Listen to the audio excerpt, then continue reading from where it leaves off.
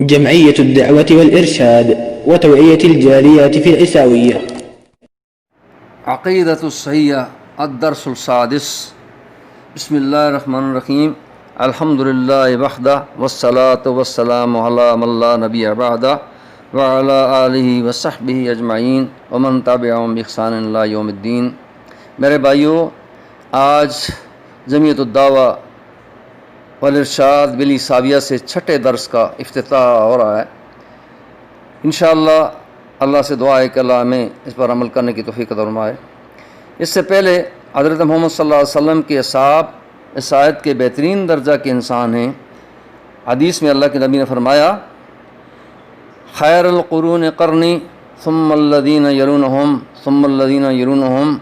اللہ کے نبی فرماتے ہیں تمام صدیوں میں سب سے بہتر صدی ہماری ہے، اس کے بعد جو لوگ ہوں گے، پھر اس کے بعد جو لوگ ہوں گے.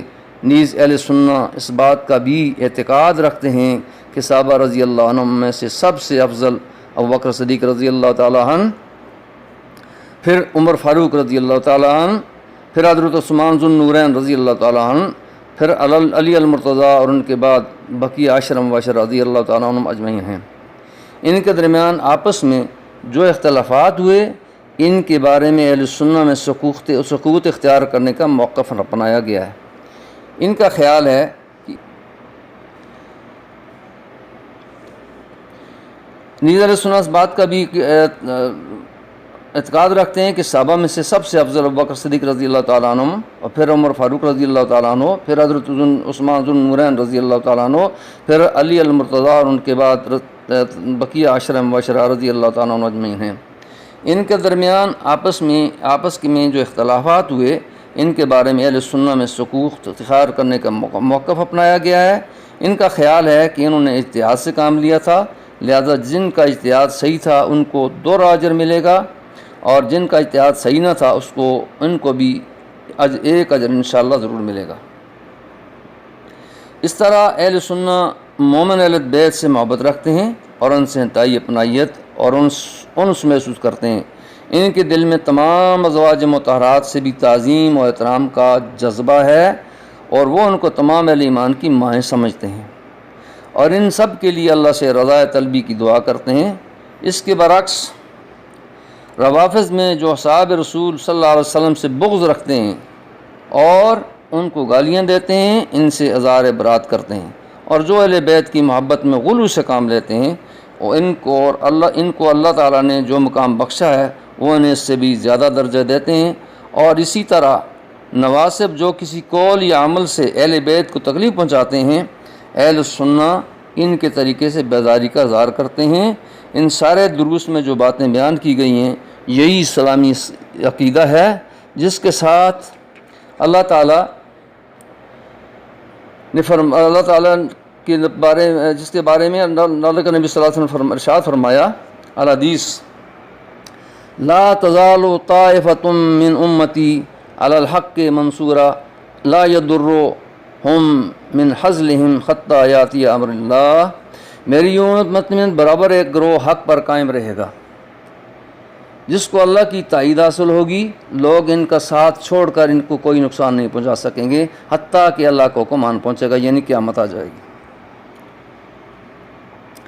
رسول اکرم صلی اللہ علیہ وسلم فرمایا، افترقت یہود علی 71 فرقہ وافترقت النصارى على 72 فرقہ وستفترق هذه الامة على 73 فرقہ كلهم في النار الا واحدہ. فقال الصحابہ من هي یا رسول اللہ؟ قال من كان على مثل ما انا علیہ واصحابی. اللہ کے نبی فرماتے ہیں یہود 71 فرقوں میں تقسیم ہو گئے اور نصارہ 72 فرقوں میں بٹ گئے، اور یہ امت 73 فرقوں میں منقسم ہو جائے گی. سب کے سب دوزخی ہوں گے سوائے ایک کے.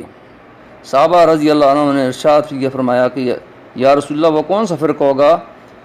آپ صلی اللہ علیہ وسلم فرمایا کہ جو میرے اور میرے صحابہ کے طریقے پر ہوگا، اور جو لوگ اس عقیدہ صحیح سے منحرف ہیں اور دوسری راہ پر گامزن ہیں، ان کی بھی بہت ساری قسمیں ہیں. ان میں سے کچھ تو بتوں، مورتیوں، فرشتوں، ولیوں، جنوں، درختوں اور پتھروں وغیرہ کی پرستش کرتے ہیں، انہوں نے انبیاء اور رسول کی دعوت کو سرے سے قبول ہی نہیں کیا بلکہ اس کی مخالفت کی، جس طرح قریش اور عربوں کے مختلف گروہوں نے محمد مصطفیٰ صلی اللہ علیہ وسلم کے ساتھ دشمنانہ رویہ رکھا اور وہ اپنی حاجت روائی کے لیے معبودان باطلہ سے استغاثہ کرتے رہے۔ مریضوں کو شفا بخشنے اور دشمنوں پر غلبہ عطا کرنے کی دعائیں انہی سے کرتے تھے، ان کے لیے قربانیاں اور نذرانے پیش کرتے تھے۔ لیکن جب محمد صلی اللہ علیہ وسلم نے ان کاموں سے روکا تو ان لوگوں کو یہ بات عجیب لگی اور انہوں نے کہا، جب ان کی زبانی اللہ تعالیٰ نے قرآن پاک میں ارشاد فرمایا، اعوذ باللہ من الشیطان الرجیم، بسم اللہ الرحمن الرحیم، اجعل الآلہۃ الہا واحدا ان ھذا لشیء عجاب، کیا اس نے سارے خداؤں کی جگہ بس ایک ہی خدا بنا ڈالا؟ یہ تو بڑی عجیب بات ہے۔ لیکن اللہ کے رسول دعوت دیتے رہے اور لوگوں کو حق کی طرف بلاتے رہے، بس اللہ نے جنہیں ہدایت دینی تھی وہ راہ راست پر آ گئے۔ پھر لوگ فوج در فوج اللہ کے دین میں داخل ہو گئے۔ پھر صحابہ کرام کی دعوت مسلسل اور جہاد کے ذریعے اللہ تعالیٰ نے دین اسلام کو تمام ادیان پر غالب کر دیا۔ اسی دوران شیطان نے اپنی چال کے ذریعے لوگوں کو جہالت کی طرف پلٹا دیا، انبیاء اور اولیاء کے احترام و تعظیم میں غلو کرنے، ان سے دعائیں کرنے اور مدد طلب کرنے لگے۔ انہوں نے لا الہ الا اللہ کے مطلب کو فراموش کر دیا، اس کو اس طرح نہ سمجھا جس طرح کہ کفار عرب نے سمجھا تھا۔ واللہ المستعان۔